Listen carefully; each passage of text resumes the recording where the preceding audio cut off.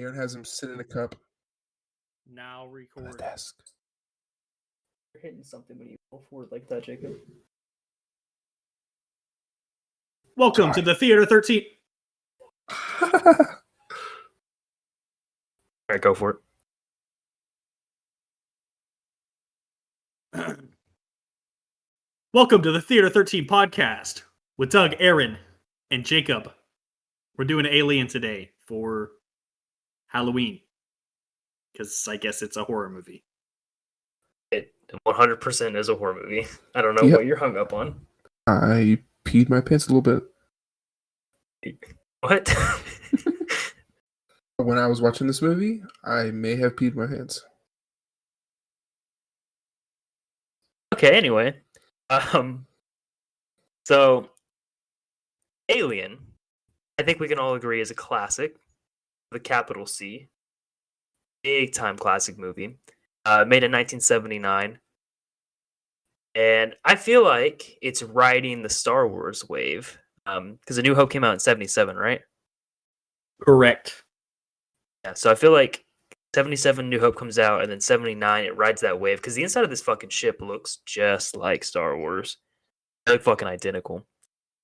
And that's what it opens with. Dude, yes, it looks the exact fucking same. Wrong. It has those pipes on the side, and has like the fucking... What? Go back and watch this movie and tell me the inside of this ship in the beginning doesn't look like a fucking Star Wars ship.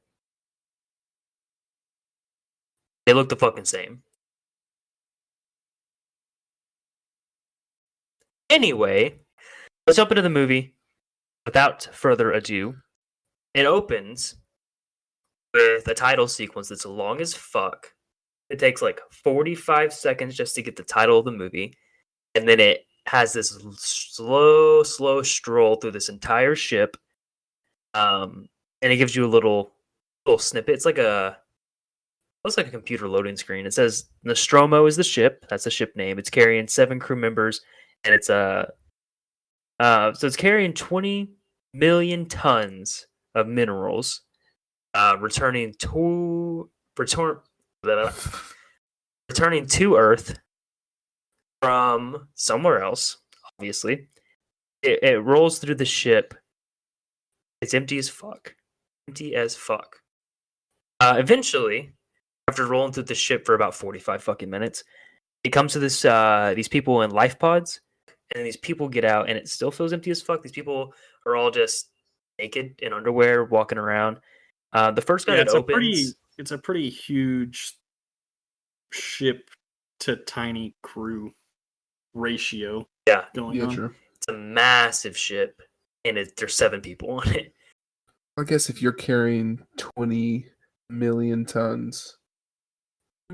Yeah, 20 million tons of minerals. Yeah, it has to be pretty big. Yeah, I'd like to get a clarification on what mineral this is that they're bringing back, because I feel like 20 million tons is a fucking lot. It's a black hole. That's why it's so heavy. So the sleeping pods open up, and the first person we see pop out, this dude named Kane. He's the second in command.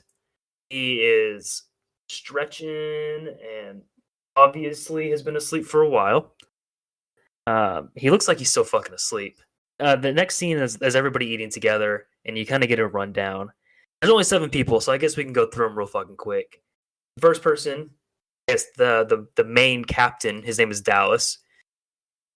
Cool looking dude. I thought nice Kirk beard. Was the captain. Proceed. So Dallas is the captain. He looks cool looking dude, nice beard. I kind of want him as a uncle figure. Kind of strikes me as that. Give you your first kind of beer kind of thing. The second in command was Kane. That's the guy we saw in the beginning. He looks kind of like a rat. Looks a little ratty. The third in command is Ripley, a woman. She's the final girl in this movie. Spoilers. And she's one of the most famous You're gonna final girls. Spoil the movie? So, the most famous final girls ever, dude. It's Ellen Ripley. Everybody knows who she is. Cut that. You can't spoil the movie at the fucking beginning. Sigourney Weaver is like She's the 7 years star old. of the movie. Why would she not last the end? What Yeah. you're trying to say is Sigourney Weaver in this movie is the greatest female lead of all time in any movie. Of all time. Of action movies, yes. No, of any movie, period. Any movie, period. You've obviously never seen Ice Princess. You've obviously never seen The Force Awakens. Just fucking kidding. One's named Brett. His whole thing is just he agrees with the other mechanic, who's Parker. He's the guy who's obsessed with money. He's always trying to talk about a bonus fund or how much money he's going to get from the minerals when they get back to Earth, that kind of shit. So that's their two character. That's right. That's all they do the whole time. That's right. Yeah, he just says that's right the entire time. What am I forgetting? Oh, I'm forgetting Ash, who is the science officer, who Dallas says was replaced his original science officer last second. And yeah, Ash is just a friendly looking older dude. He looks nice. He's got an accent. Does he have an accent? Is that what that is? To me, it just kind of felt like he was weird. I don't know. He's got an accent. Like I said earlier, Parker and Brett, they're talking about the bonus schedule. They're trying to get that situated. Like Dallas, the captain gets called to the captain's room. I don't know what it is. It's like this white room with a bunch of lights on it, and it's Mother's room. It's where he talks to Mother, which is, I'm assuming, the database of the ship. It's like a mild AI supercomputer thing. Yeah, you can type questions into the computer and she'll answer back to you with what she knows. And they call her Mother. So he basically learns from Mother that Earth isn't in their system that they're currently in. They're not even close, apparently. So they're gonna have to wait to get back home. But there is another signal coming. A stress signal is what he thinks it is, from a planet that is close to them. LV-246 is the planet name. It's kind of important because in the sequels and also the prequels that have come out, the planets they go to are different, but LV-426 is still relevant to them. So,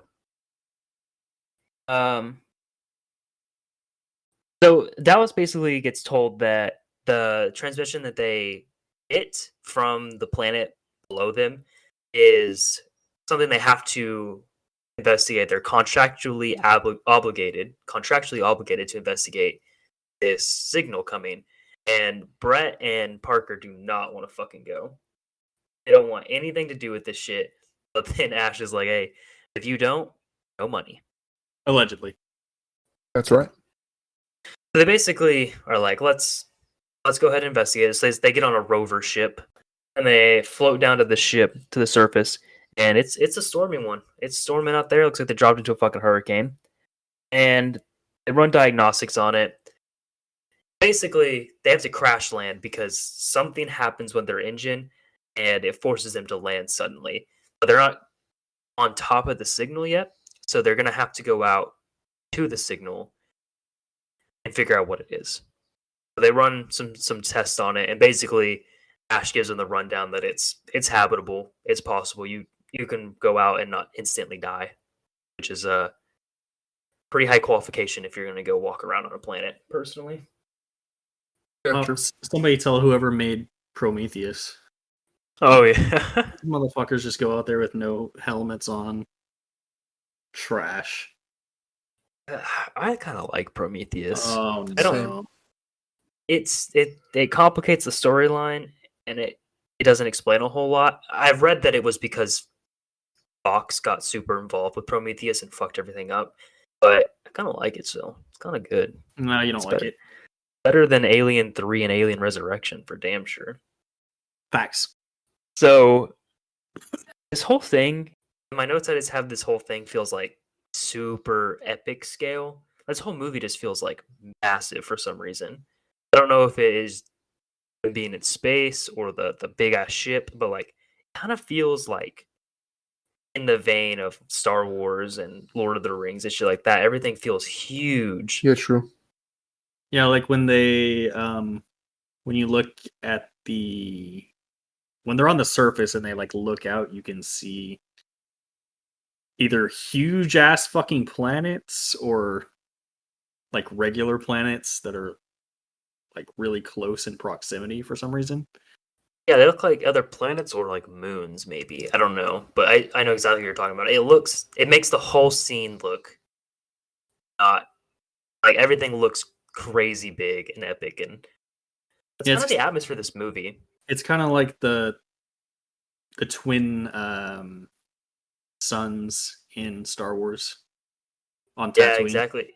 Yeah, whenever because it has like we're used to one celestial body in our view at one time.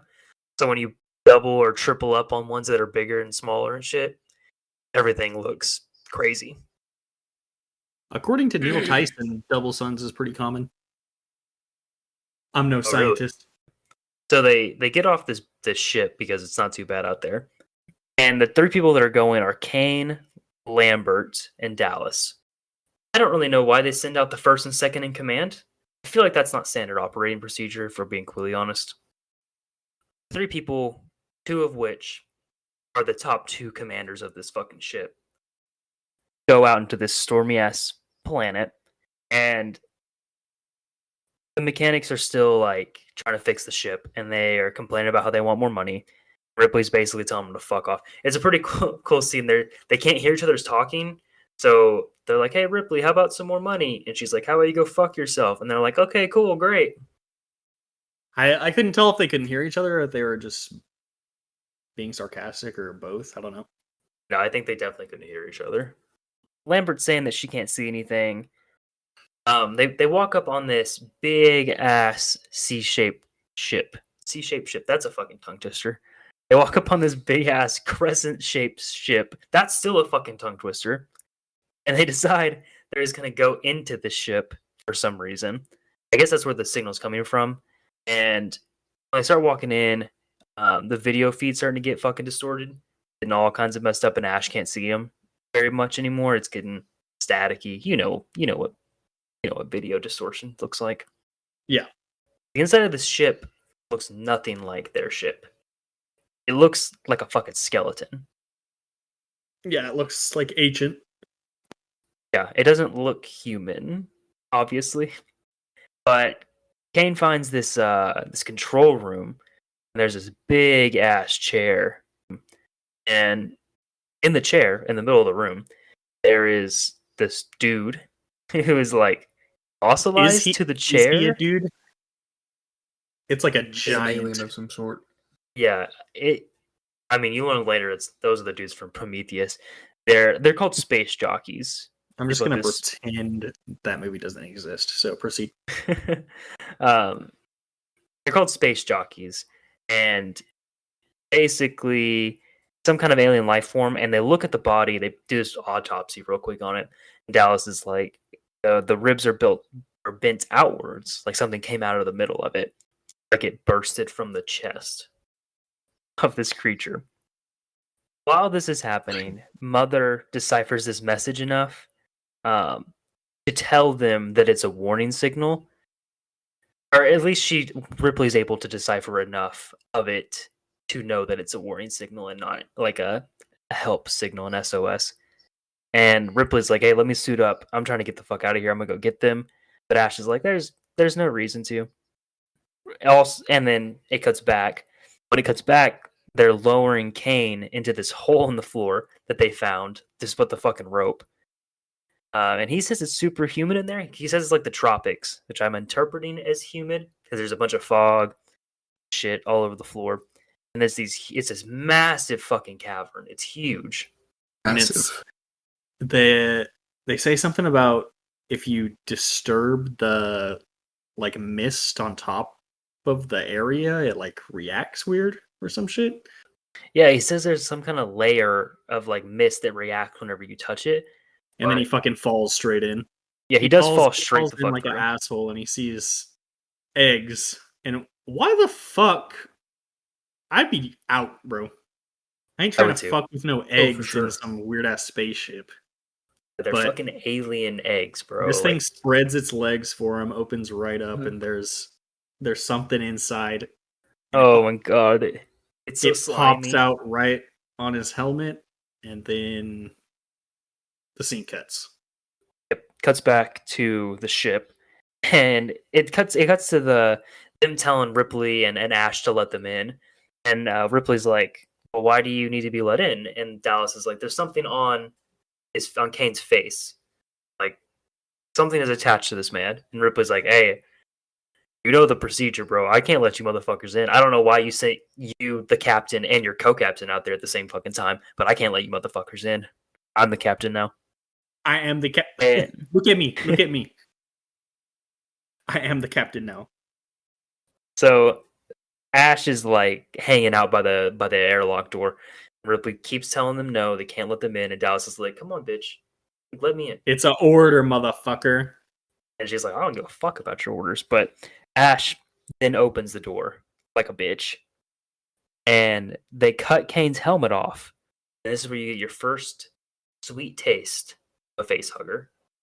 Why don't you describe a facehugger? A facehugger is kind of looks like a horseshoe crab with no shell.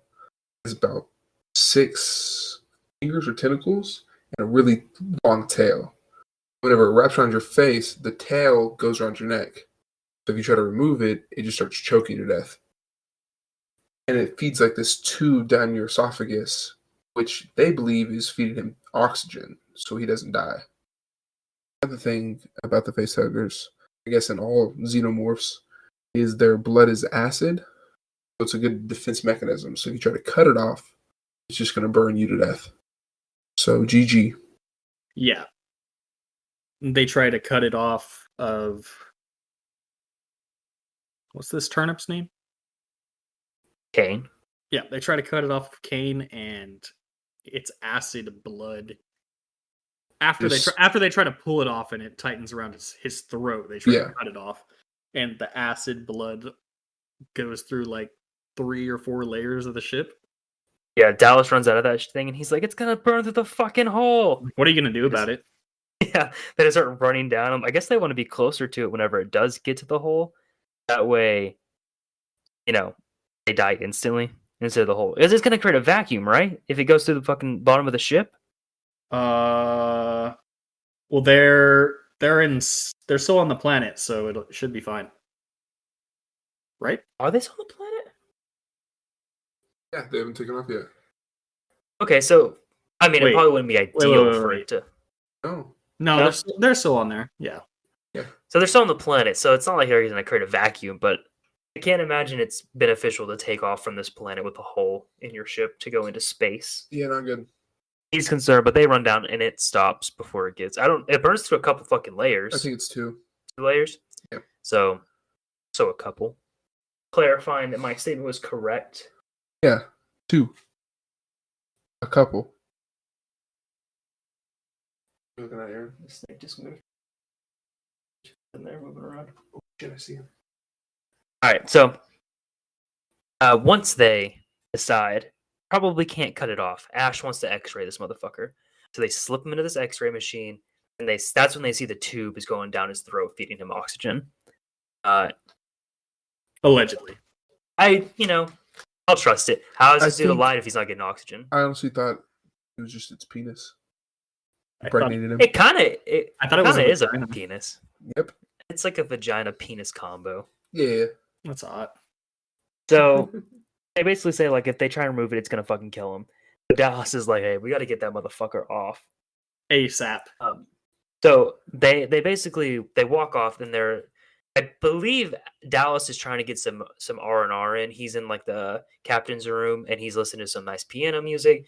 And Ash pages this motherfucker and tells him that he needs to come see Kane right now.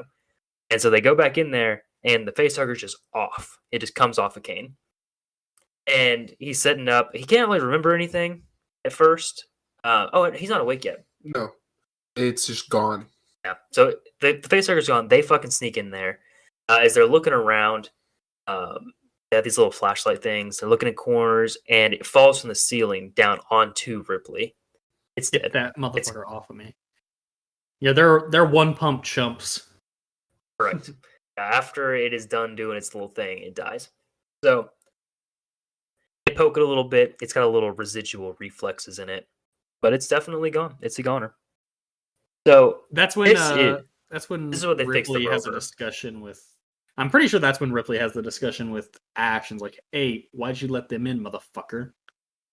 Yeah, she's trying to push Ash to basically admit that he fucked up and broke the protocol, but he's like, I do what I want to do, and I do what's best for the company. So fuck off, Ripley. And it's for science.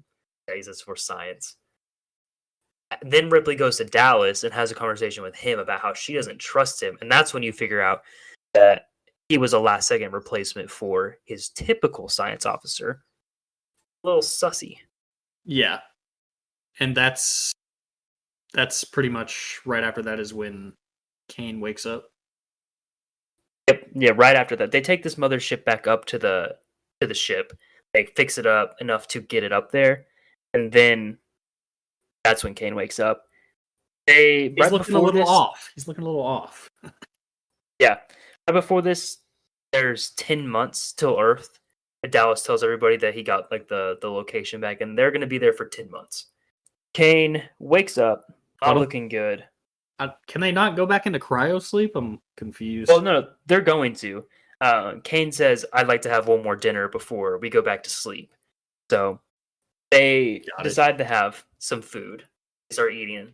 And that's when Kane starts stroking out. Choking. He starts choking and then like seizing. And they roll him over and they get him on the table. And bam, there you have it. Chest burster, baby. Little dick just pops right out. Right out of his chest. Blood goes everywhere. And I'd like to use this opportunity to clear up a little misconception about this scene. There's a myth that goes around that says that nobody in this scene knew it was going to happen and that the reactions are all genuine, scared. That's not true. They knew something was going to come out of this guy's chest, or else they wouldn't have acted the way they acted. When he starts freaking out, they knew something's going to come out of his chest. They lay him down. What they didn't expect was that specific creature and for the blood to shoot out like it did. The Lambert screaming was legit. She was scared because the blood shot up on her, but they knew something was going to happen. So I just want to clear that up because that would be insane if nobody knew this shit was going to happen and they just let him go. That's how I'd make my movies. You would not have good movies. I think you'd have good movies, Jacob. You gotta have your actors in on what you're doing. Nah, dude.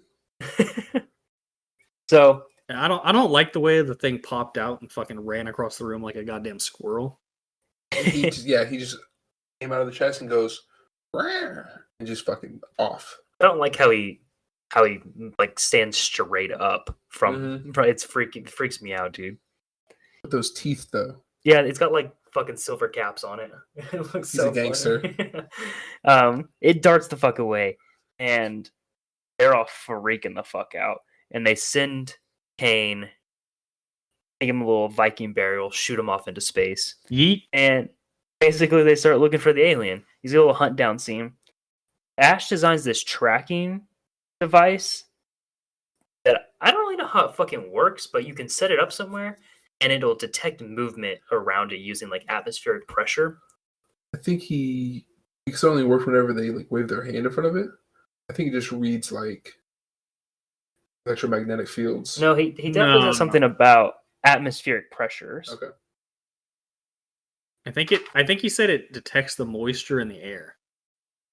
Fucking who knows what this thing does, dude. I don't know if it works. Either way, yeah, it finds the aliens if they're around it. So it's alien hunting time. They split up into two teams. Split, bro. That's how you know it's a horror movie. Classic Scooby-Doo maneuver. Dallas gets Lambert and Ash, and Ripley gets stuck with the two fucking bozo mechanics, Parker and Brett. I just want to say one thing about Brett. This motherfucker smokes like a chimney. I don't think it's a good idea to be smoking on a ship in space. Filled with mineral ore. Yes. Just saying. Could blow that motherfucker up. So they go looking for this alien, and they go down to a locker area. I don't know where the fuck they go. and there's some movement in a locker. And they're like, I think it's fucking in here. So they get the net ready, and Ripley pops open the locker. It's a cat. Little kitty. How did they just have a random cat on the ship? Don't Space get it. cat. Space cat, bro. That's all you need to know. That shit doesn't make sense. Makes zero fucking sense. Where was this cat at when they were asleep? What is it eating? In the locker. Good question. What is it eating? Unless somebody was asleep with it, which is possible because Ripley goes to sleep with it. But I guess you never see it in the beginning.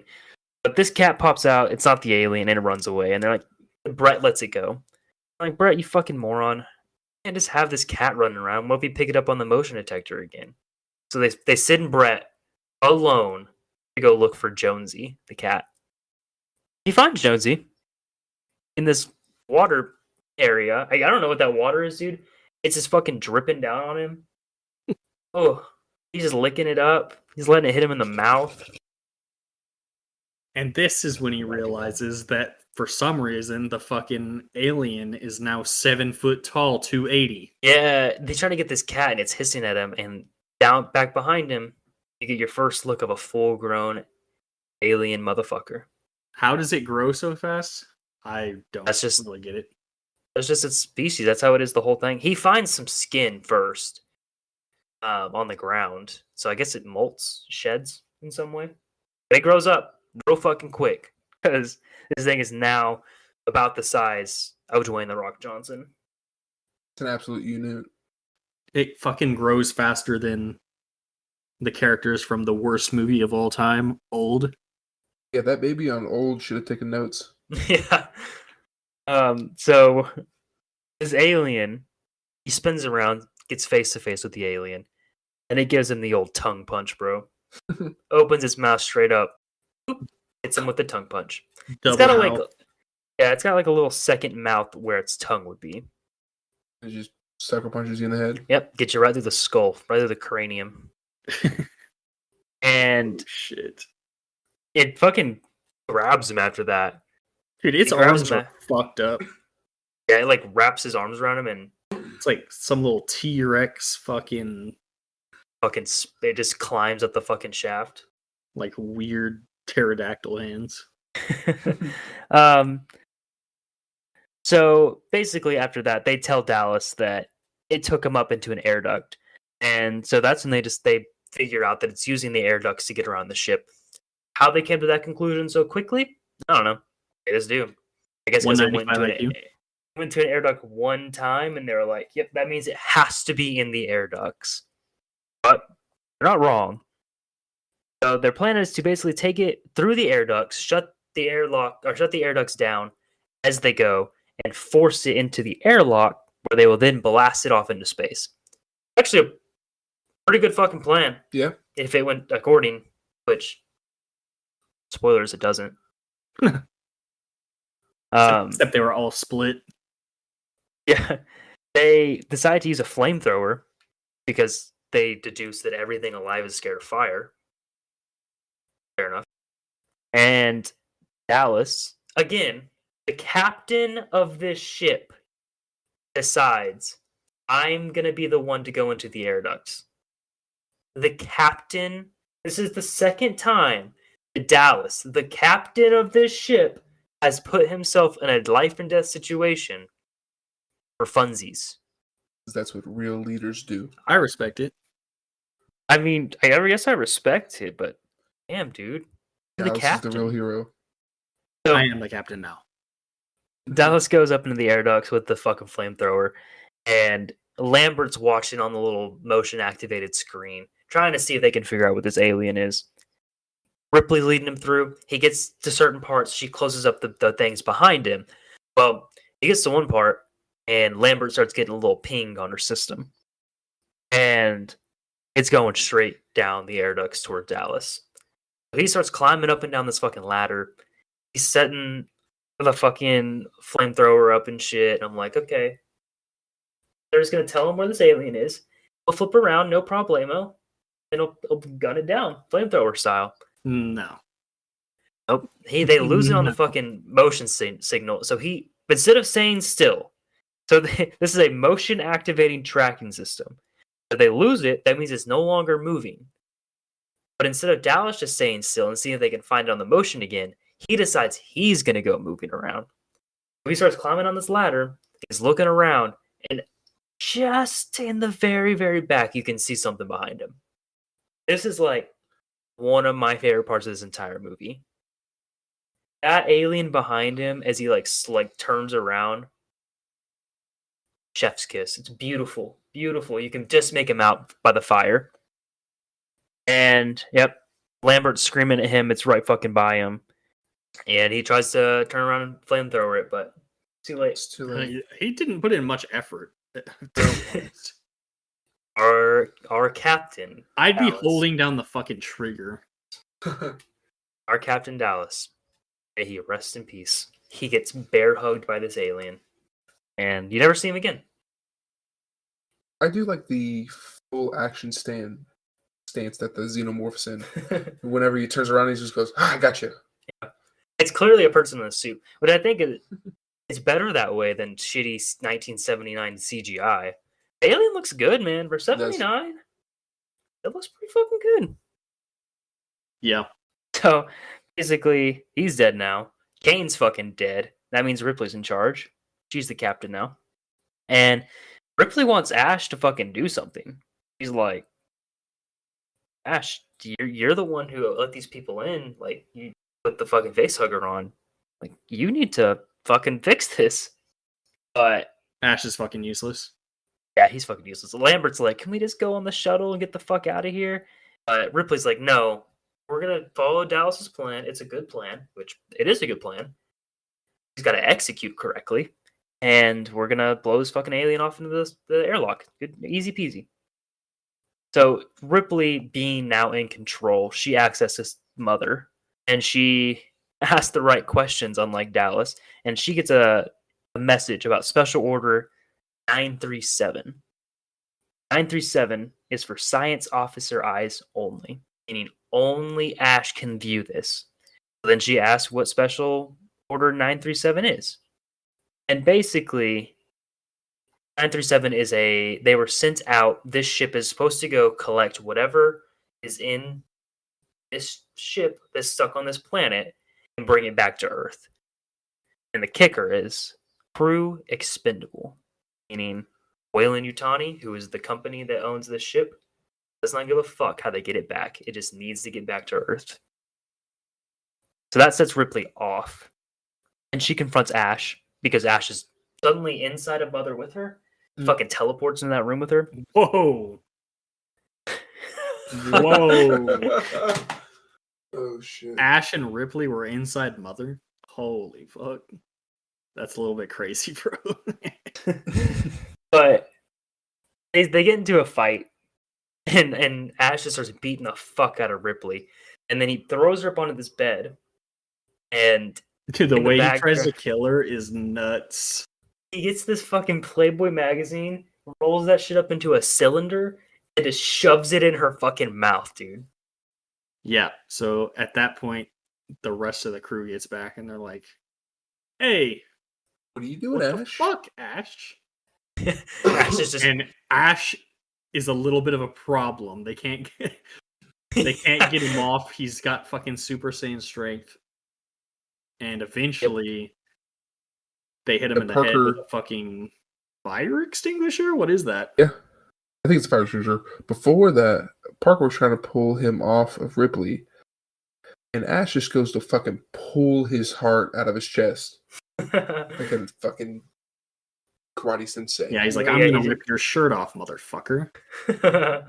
So he hits him in the head with his fire extinguisher. This man's leaking milk, it looks like. There's fucking milk coming out of his head. Then he hits him again, gets him with the dome piece ×2. And his fucking head comes straight off. The fucking nugget flies off. It looks like nearly has his nick, dude. It's just sliding off to the side. Milk's flying everywhere. Ash is fucking doing somersaults and shit. And it fucking dies. And he's like, Ash is a goddamn robot. And Ash was a fucking robot, bro. That's why he's bleeding milk. A fucking robot. Yeah, exactly. And this is like the weirdest robot build in any movie, I swear. Oh yeah, like the insides, almost human. It's really weird. Yeah. It looks like there's like flesh mixed Yeah. with technology. Like a humanoid. Yeah. But they hardwire his head back up, sit him back down on the table. I do love how it's an obvious doll, and then it Mhm. cuts away, and when they hardwire him, it cuts back, and it's just the dude sticking his head Dude, through a that hole in was the table. so bad. I gotta give it a pass. It's 1979. Dude, it was bad. So they ask you, this head of Ash, how do you kill this thing? And Ash is like, it can't be done. This is the perfect organism. Perfect organism. Yeah. And Ash, He's like, I feel bad for you guys. You're all fucked. yeah, it couldn't be me. I'm already fucking dead. And then they kill him again. Fucking disconnect his head. And then And- flamethrower his ass. Have Ripley's like, time to go. And as they're leaving, Parker flips around and does a double tap with the flamethrower. At this point, it's Ripley, Lambert. and Parker. Parker. So they're like, fuck it. We're taking the shuttle. Y'all need to go get coolant? Yeah, for so some they reason? can sleep. Oh, for the cryo sleep? Yeah, so they go to get a shit ton of coolant, and Ripley's getting the shuttle ready. Well, these dumb motherfuckers are getting the coolant, of course. The xenomorph is there. Yeah, split up again. Not smart. Why? As they go to get the coolant, she's off by herself, and she hears Jonesy meowing around. Space cat. She has to go get Jonesy. Apparently, I don't know why. No cat left behind. Yeah, I guess. As she's chasing this motherfucker around, she eventually catches him, and she hears Lambert and Parker through the intercom system. And it cuts back to them. As they're getting the coolant, they're making a whole bunch of fucking noise, dude. Oh yeah, they're not being quiet at all. They're just throwing fucking bottles around, clinking them off of metal. And of course, this alien shows up. Dude, she's like making so much goddamn noise. It's crazy. I'm telling you, they're just throwing these metal containers around like it's like there's not a fucking giant alien hunting their ass. Yeah, I'd be fucking stealth ops if I was them, but yeah. Alien fucking skull fucks this dude again. Just one tap with the fucking tongue. yeah, so he gets tongue punched, and then Lambert gets the tail through the spine, I guess. Yeah, I've read you don't see a whole lot of her death. It's like kind of like Dallas. You don't see a whole lot of it, but in Dallas's case, you have special features on the director's cut which show you what happens to him. In this case, Lambert's death was actually planned after he had shot everything. So they kind of had to like weirdly edit some things together to get her death to make sense. They shot like minimal things for her to die. So you don't get to see a whole lot of it, but she's definitely dead. I don't know what happens to her.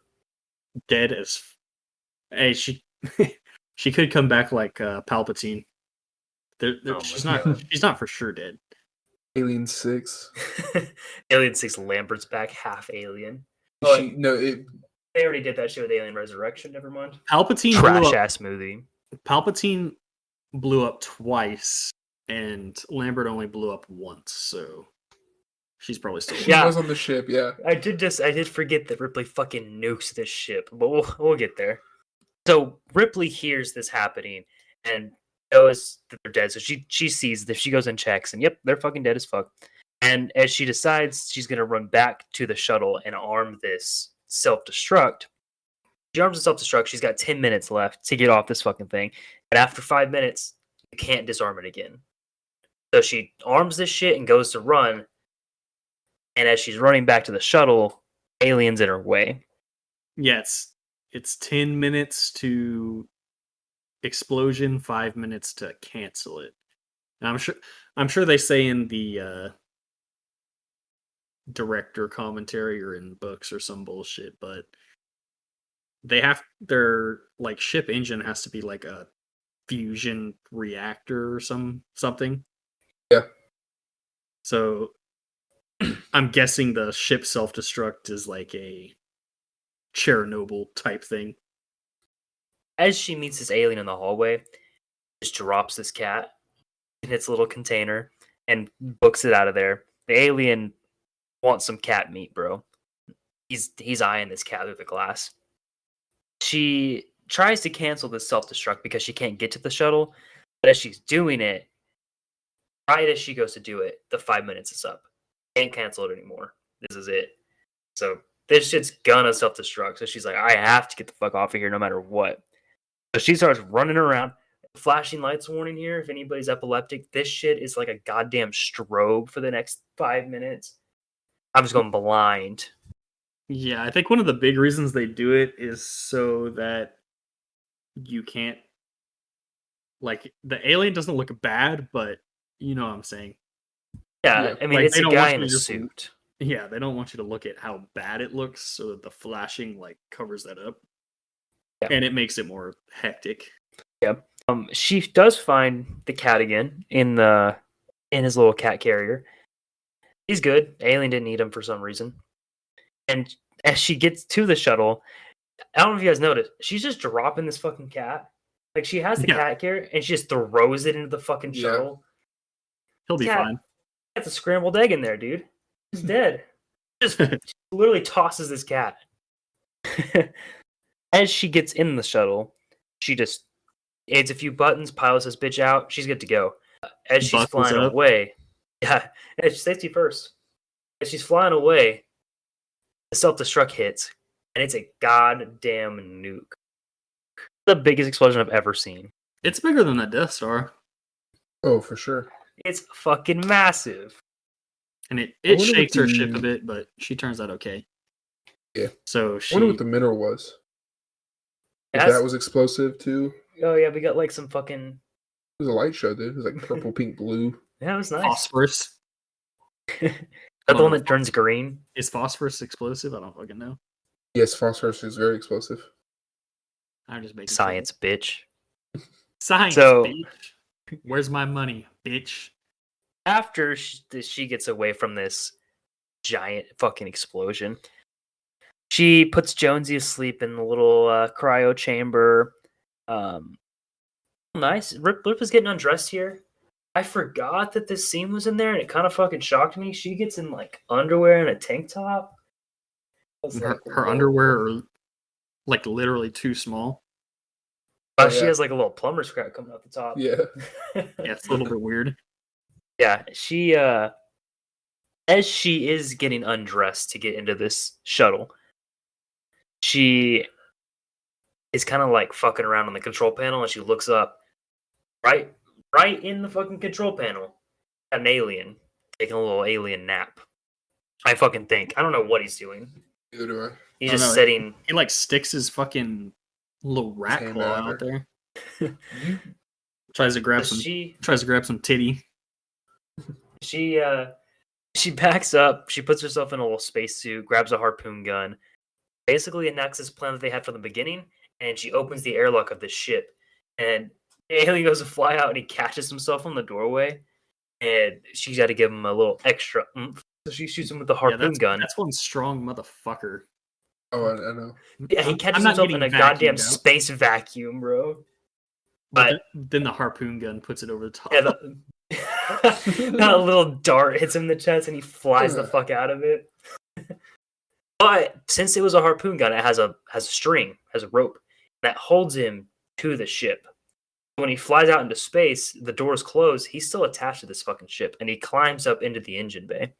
She decides that she's going to hit the fucking thrusters, and she baked potatoes this fucking alien in the thrusters. Presumably dead. I don't see him again, but he gets blasted out. Dead. There's nothing out there. And then she gives her gives a little "I'm the only one alive" speech, typical shit, and gets in the fucking cryo chamber. Good night. Goes to sleep. Cut to black. That's a black. End of movie. No, it didn't really cut to black. It cut to fucking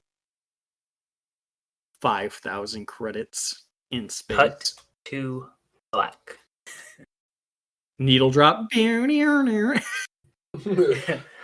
wish this movie had a better drop. This whenever the aliens flying out, needle drop. Where's my mind? Like Fight Club. I'm all over this fucking movie, dude. Fantastic. Let's get scores. Douglas, you're 3. up first. 3. Don't fucking lie to me. What? Let's see. So my personal score will do 9. It's a great sci-fi horror combo. You're ranking this below Fight Club. Yeah. Interesting. Would you consider this still in your top 10? I don't know. I'll have to put a list together. I'm not sure. No. Because his top 10s automatically get 10s. Yeah, that's what he said. That's what he said. That might be cap.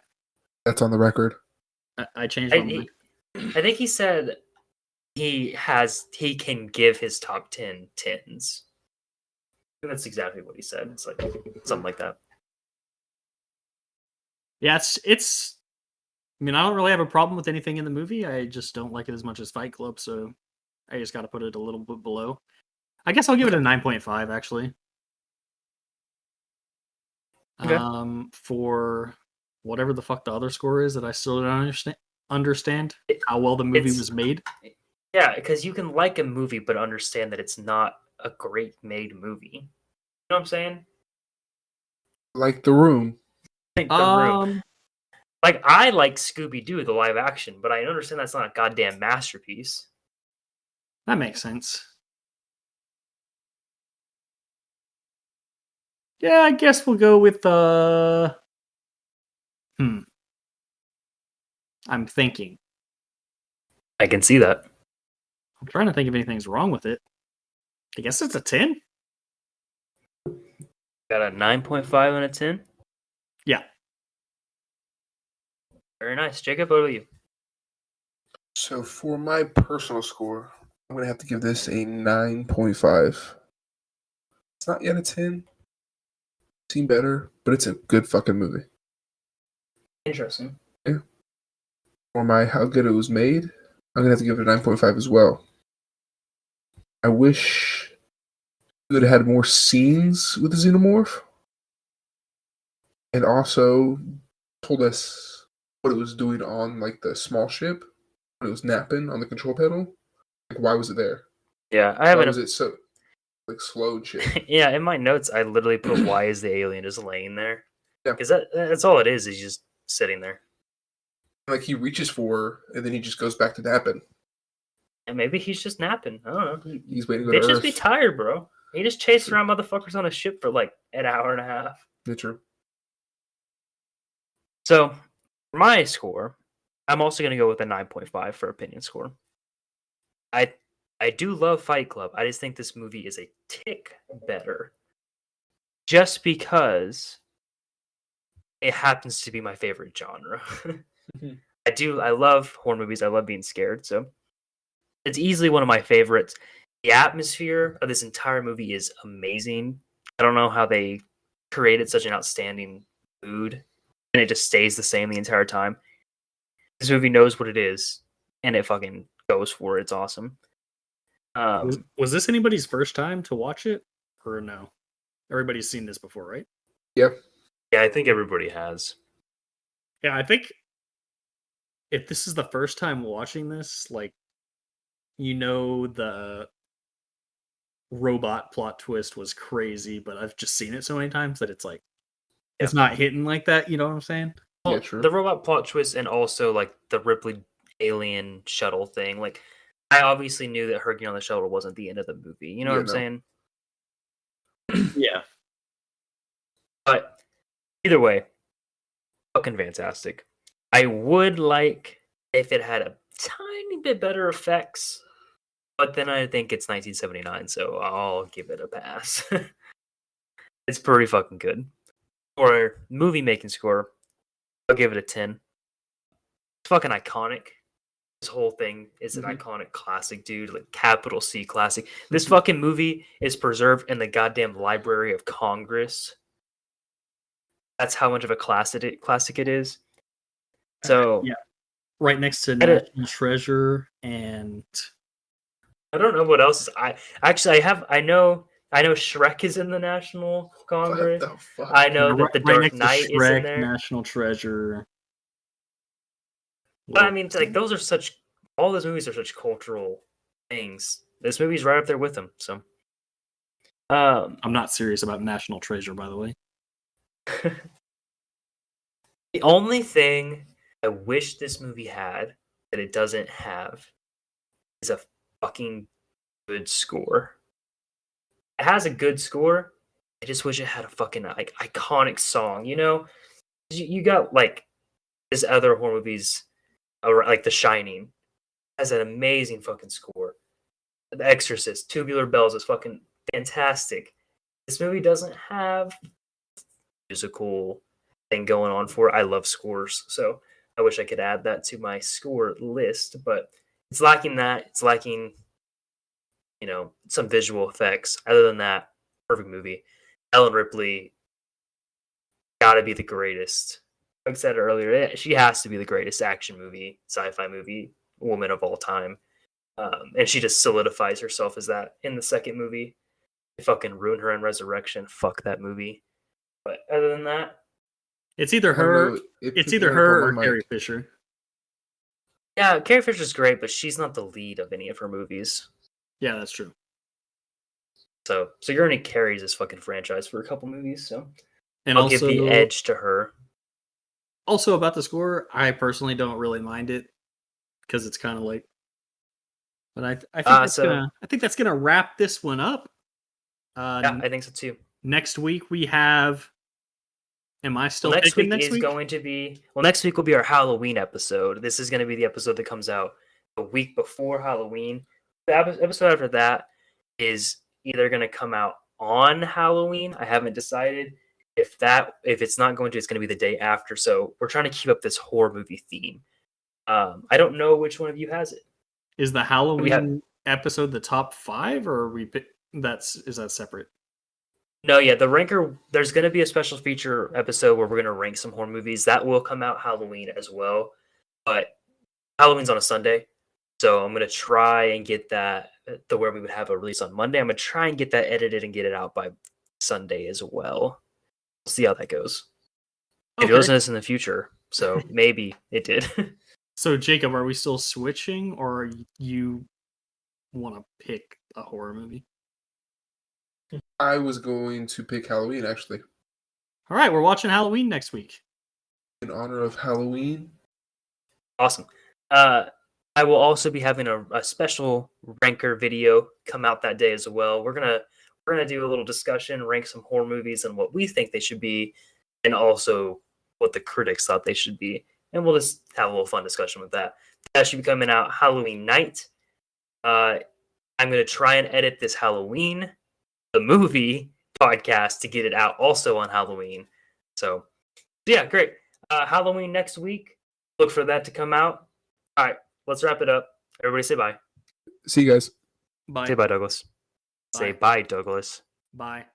Say bye, Douglas. Bye, Douglas.